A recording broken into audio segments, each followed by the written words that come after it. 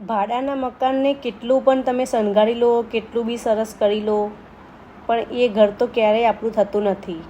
જ્યારે આપણે પોતાના ઘરને શણગારીએ છીએ ત્યારે આપણું પોતાનું થાય છે.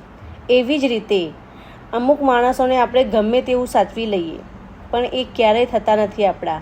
એમની પરિસ્થિતિ ખરાબ હોય તો આપણે એમના અંદર ઊભા રહીએ છીએ, હા છે તે છે, પણ જ્યારે આપણી પરિસ્થિતિ ખરાબ હોય ને ત્યારે આપણા સામું લોકો જોતાય નથી.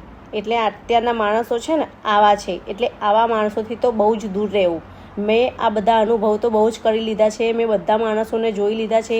મારો ખરાબ સમય આવ્યો એટલે બધાના રંગ બદલાઈ ગયા છે. પોતાનું તો કોઈ જ થયું નથી એ મને ખબર પડી ગઈ છે.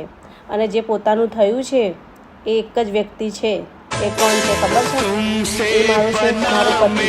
એના સિવાય કોઈ મારું થયું નથી અને કોઈ થવાનું છે નહીં. એટલે આ બધા મતલબી જ છે.